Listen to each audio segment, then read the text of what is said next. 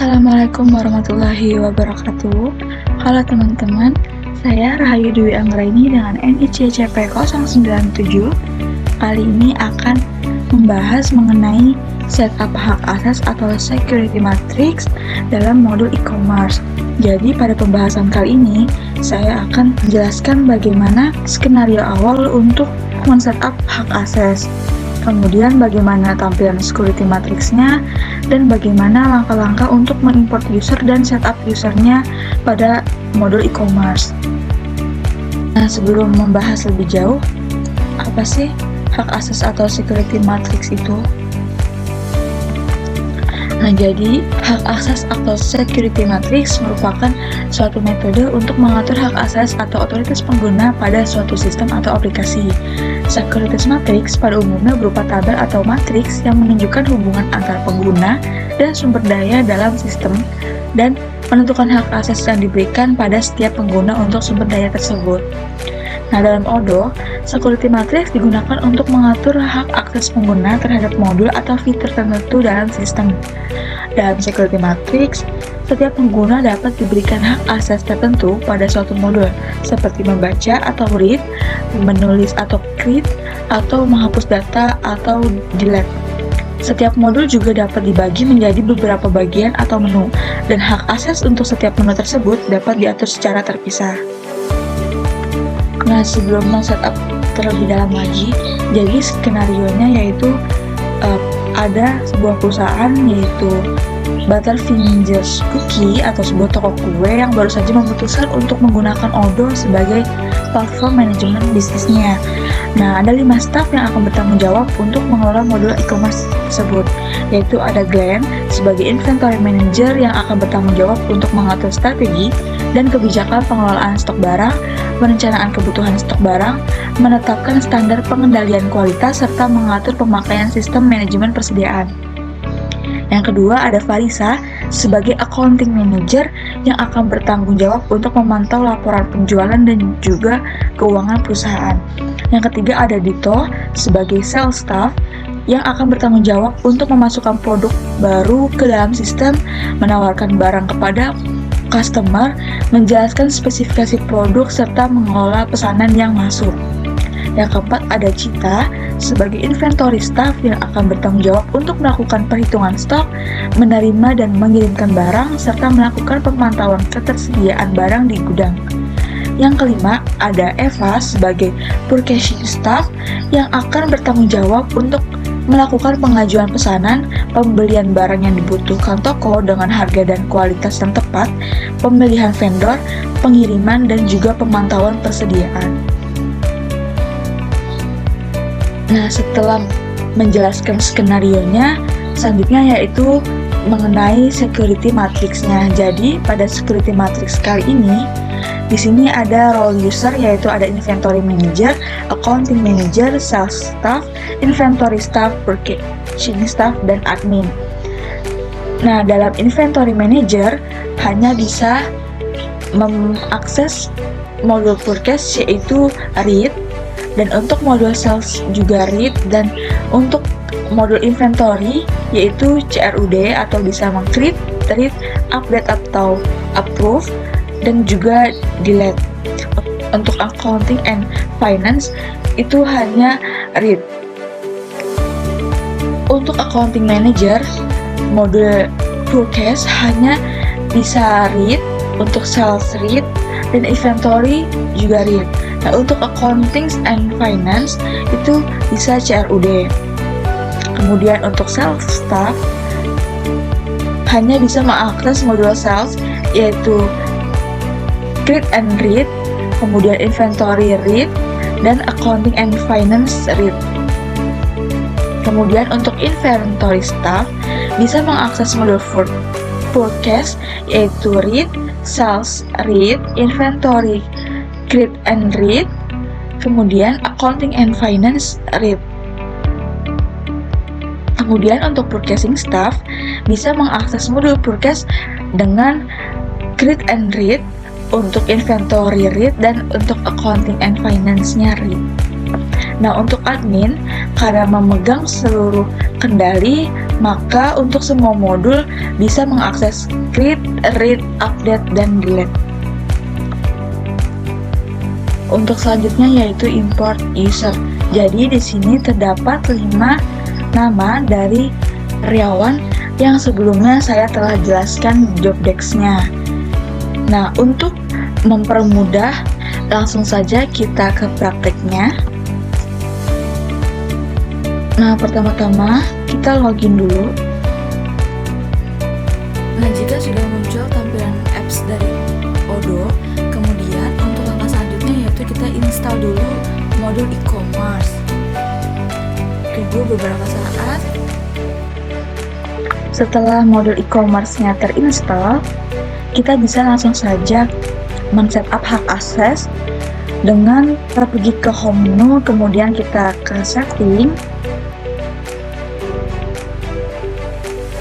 Nah, sebelum kita men-setup, kita harus mengaktifkan mode developer dulu. Kita scroll ke bawah, kemudian kita klik yang aktif di developer mode.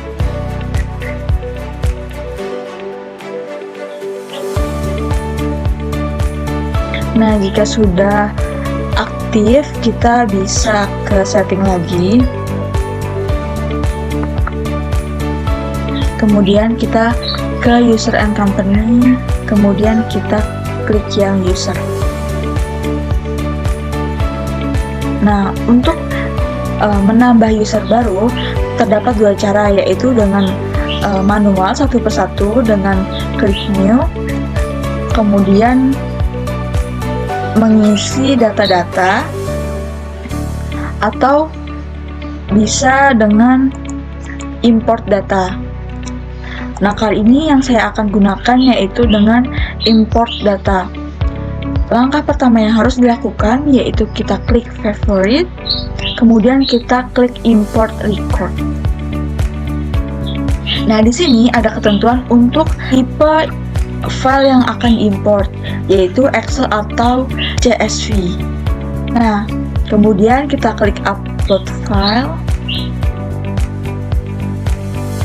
Kemudian kita cari untuk file yang ingin kita import. Di sini saya akan memilih file ini, kemudian kita klik open. Kita tunggu beberapa saat.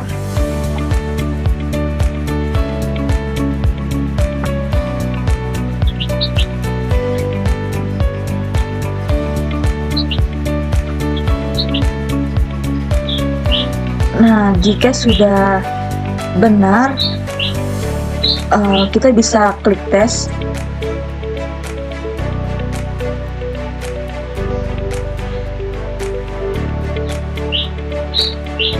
Nah, jika sudah terlihat notifikasi everything is valid, artinya data yang diimport sudah benar, sesuai dengan kolom yang disediakan oleh Odoo itu sendiri.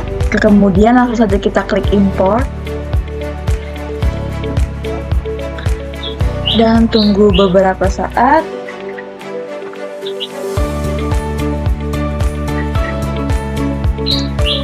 Nah, jika telah berhasil, maka akan terlihat seperti ini.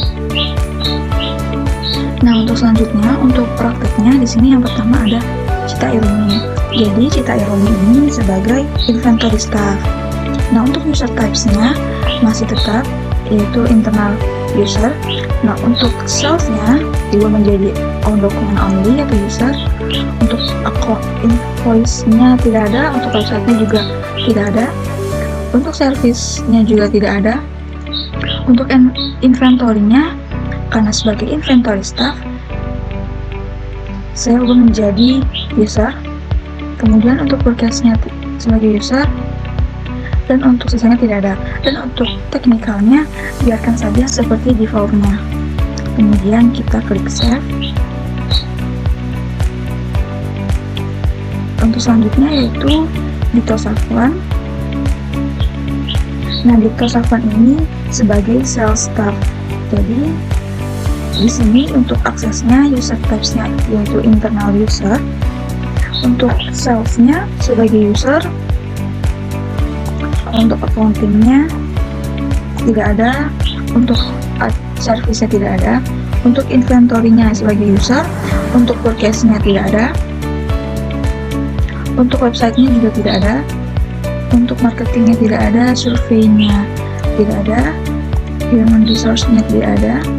Kemudian sama untuk teknikalnya biarkan saja seperti default-nya. Kemudian kita save.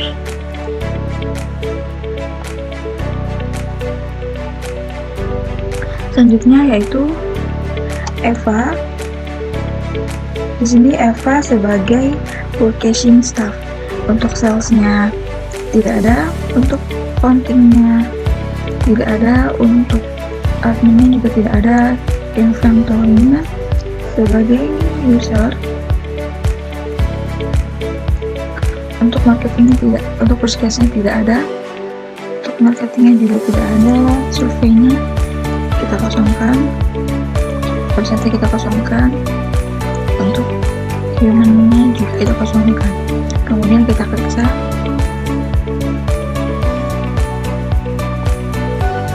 Selanjutnya itu ada Farisa. Di sini Farisa berperan sebagai accounting manager. Untuk user types-nya masih sama, internal user. Untuk sales-nya sebagai user, accounting-nya tetap jadi administrator. Untuk website-nya tidak ada, untuk service juga tidak ada, inventory sebagai user, forecast sebagai user, marketing tidak ada, ini tidak ada. Untuk human resource juga tidak ada. Kemudian kita klik save.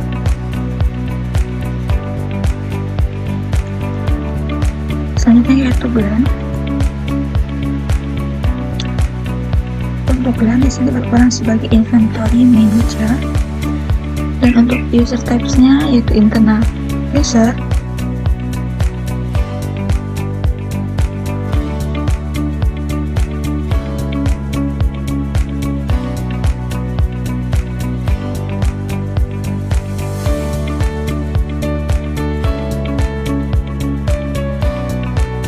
Nah, selanjutnya untuk memastikan apakah setup tadi sudah sesuai dengan user atau sesuai dengan role masing-masing, kita dapat melihat dengan by group. Jadi kita klik aja, kemudian misalnya kita mau lihat yang inventory administrator, kita klik aja, kemudian kita tunggu. Nah, di sini sudah benar untuk Glenn sebagai inventory manager dan di sini sebagai admin. Nah, untuk selanjutnya di sini saya ingin coba login dari salah satu akun user yang telah saya import sebelumnya. Nah, di sini sebelumnya saya berperan sebagai admin dari modul e-commerce. Nah, di sini saya buka untuk modul e-commerce-nya yaitu di website. Nah, di sini merupakan website dari yang saya telah bikin. Nah, di sini saya bisa mengedit, menambahkan website baru atau bisa mempublish atau tidaknya website ini.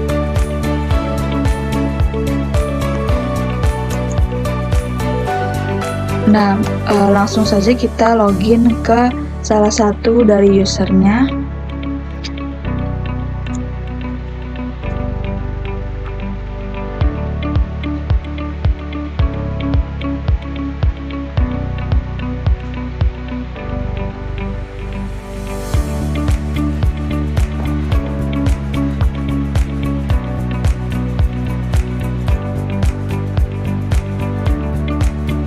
Kita kembali ke user.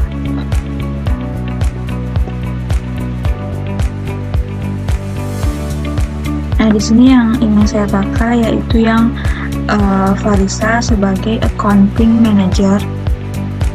Di sini kita logout dulu.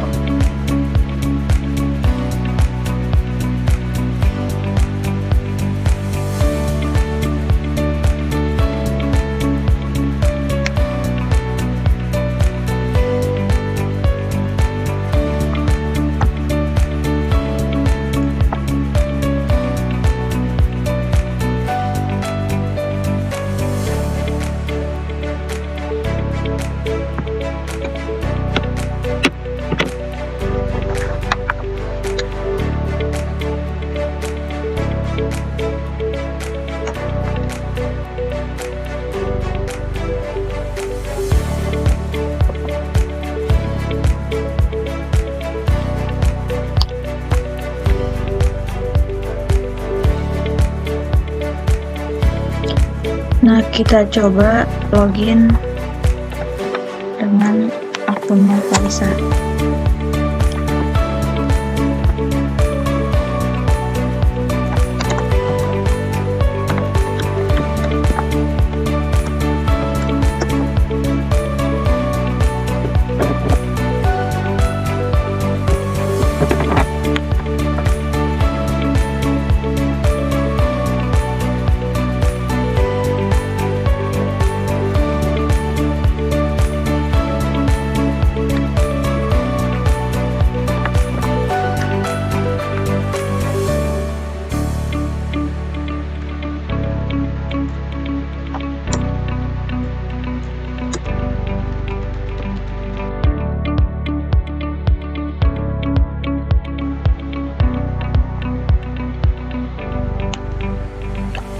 Nah, di sini kita telah berhasil login sebagai Farisa. Untuk perbedaannya terletak di modul website atau e-commerce,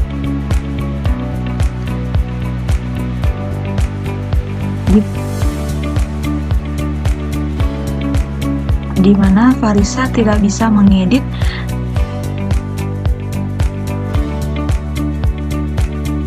dari website ini. Kemudian untuk modul sales, di sini Farisa masih bisa menambahkan quotation atau menambahkan order dan lain-lain, karena di sini Farisa telah disetting sebagai user. Sekian dari saya. Terima kasih telah menonton. Mohon maaf atas kekurangannya. Sampai jumpa di video selanjutnya.